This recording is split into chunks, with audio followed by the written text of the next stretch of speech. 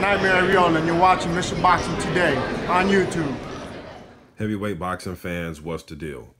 All right, man, so I'm on boxingscene.com looking at this article, man. I'll leave the article in the description box for you, like always on my channel. You can click it, read it, come to your own surmise. But it says, Anthony Joshua says, we're dangling a few carrots to get Klitschko to bite.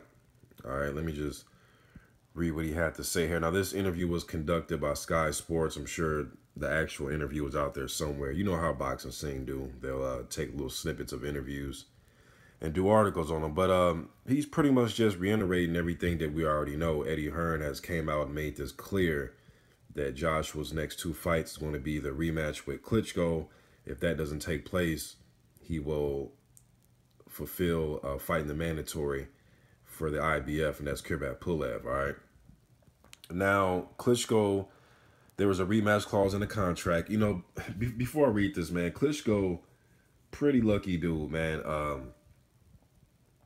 I know he had his dominant run, 18 consecutive title defenses. He did his thing. But he's in a really good position as far as him. I'm talking about him because he lost to Tyson Fury. Now, I can understand if there's anybody that does deserve to get a crack right back at their title without getting back in line, I think it should be Klitschko. And I said that after that fight, being that he dominated for so long, it's like, okay, let's just give him a rematch. You know what I mean? It wasn't like he's some fly-by-night, one-hit wonder type of dude, you know, where he won the title and then he lost it right away or only had a couple defenses. He was the legit, you know, top heavyweight. You know, so then he gets that. Well, Fury, we see what happened with that situation. Fury ends up, you know, drugs, and I think he said he injured his ankle one time during the training camp. So that shit kind of went out the window. Then he got to fight Joshua, Klitschko did. He lost that fight. Then he's right back in there again, getting getting the opportunity right back at these titles, man. So it's kind of like, damn, like, how many times in a row he gonna get, you know, shots at titles? But let me read what Anthony Joshua had to say about this. Now, we know that Joshua had to apply with the IBF to get permission to take part in the Klitschko rematch.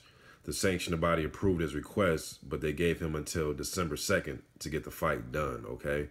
But this is what he had to say. He says, the last fight put the expectations on a pedestal, but it was entertainment. We can't fight too many fights like that, but regarding who I'm fighting, I got two options, Joshua told Sky Sports. One is a rematch with Klitschko, and we're waiting to see, and we're trying to dangle a few carrots to make him bite and spark his interest again. The man has achieved great things throughout his career, so it takes a lot for him to get motivated and interested again. All right, he also added, when you have a belt, there's a mandatory positions you have to face, and one of them is Pulev, a very talented Bulgarian fighter. All right, and I made videos about this too. I really wish the WBA and Ortiz would get his mandatory fight before Pulev. And I know one of you probably going to leave in the comment section, no, the IBF, you know, they're due first. They're, you know, and I understand all that, but Ortiz should get his shot first. Pulev's already got a shot at the title before. I know that's not his fault. You know, I know that's not his problem that Ortiz hasn't. But, you know, Pulev, I've seen him fight for a title. I've seen him fight Klitschko. He got knocked out. Although he did hurt Klitschko with a jab in that fight. He was going jab for jab with Klitschko. But what I'm saying is I've seen him get a title shot before. Just want to see some fresh guys get title shots, man. And Ortiz has been in the WBA's in their top 5 for shit since when? The last 5 years? I know he had that 9-month stretch where he was suspended for that failed drug test against Latif Coyote.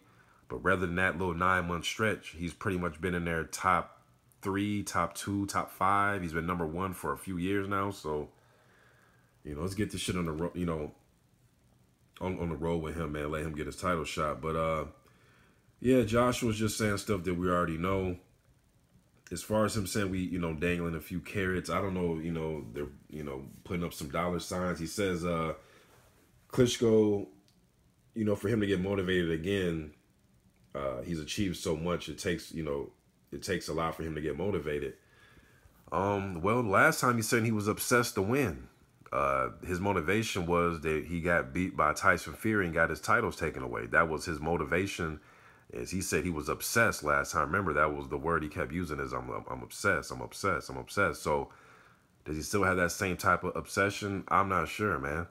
I'm really not sure. But one thing that I do know, I'm tired of speculating. I hope they just go ahead and just tell us what it's going to be. Either you're going to fight the dude or you're not. If not, great career. If you want to retire, that's cool. If you want to stay around and try your hand at another title holder or Deontay Wilder or Joseph Parker or something like that, let's just let it be known, man. If that's the case, let's let Kirbet Pulev get his IBF mandatory.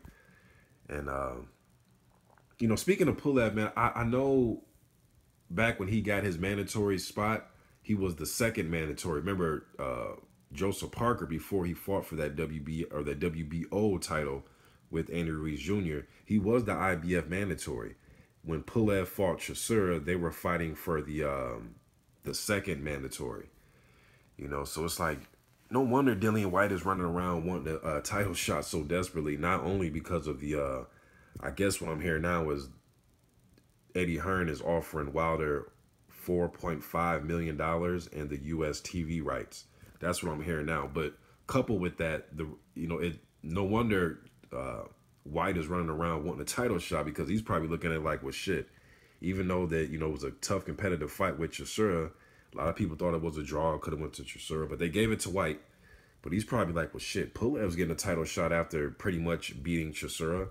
Although I know he beat Samuel Peter and Kevin Johnson, but it was the Chisora fight that got him in that position. Dillian White's probably looking at like, shit, where's my title shot? Although different rankings going to the WBC, and we know Staverne's somehow he's the mandatory, and but shit, just looking at it like that, though, I can understand why White is running around like, shit, where's my title shot? I beat Chisora too, you know what I mean?